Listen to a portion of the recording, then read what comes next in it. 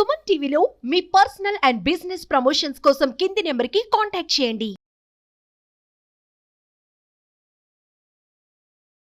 సరే, ఇందాక టీటీఎస్ అన్నారు కదా, ఈ టీటీఎస్ ఎలా మనం గుర్తుపట్టగలుగుతాం? దీని సిమ్టమ్స్ ఏ విధంగా ఉంటాయి? టీటీఎస్ అనేది చాలా రేర్ సైడ్ ఎఫెక్ట్స్, 10 లక్షల్లో 6-7కి రావచ్చు. అయితే టీటీఎస్ లో మనం ఏమనుకుంటే టీ అంటేనేమో థ్రోంబోసిస్, బ్లడ్ క్లాట్ కావడం, లేదా థ్రోంబోసైటోపెనియా ప్లేట్లెట్ తగ్గిపోవడం. ముఖ్యంగా ఈ టీటీఎస్ సిండ్రోమ్ ఏర్పడ్డప్పుడు పర్సిస్టెంట్ హెడేక్, అంటే తలనొస్తుంది, ఏదైనా టాబ్లెట్ వేసుకున్నా తగ్గుతలే అనుకోండి, దాని కంటిన్యూషన్ హెడేక్ ఉంటుంది. అదేవిధంగా గిడ్డినెస్, బ్లడ్ విజన్ ఉంటుంది, సరిగా కళ్ళు కనిపించకపోవడం, మస్కల వారి కళ్ళు కనబడడం కావచ్చు. అదేవిధంగా శ్వాసలో ఇబ్బంది కావచ్చు, లేదా ఛాతి నొప్పి కావచ్చు, కాళ్ళ మీద వాపు కావచ్చు, కడుపులో నొప్పి కావచ్చు. ఇట్లా సడన్గా డెవలప్ అయ్యేటువంటి సిమ్టమ్స్ని మనం అశ్రద్ధ చేసుకోకుండా వెంటనే సంబంధిత కుటుంబ వైద్యుని కలిసి ఆ కారణం ఏంటో తెలుసుకుని అయితే వారు టీటీఎస్ అవునా కాదా అనేది ఇట్టే గుర్తుపట్టేస్తారు. సరే, ఇప్పుడు ఈ టీటీఎస్ ఏ వయసు వారికి ఎక్కువగా వచ్చేటువంటి అవకాశం ఉన్నది?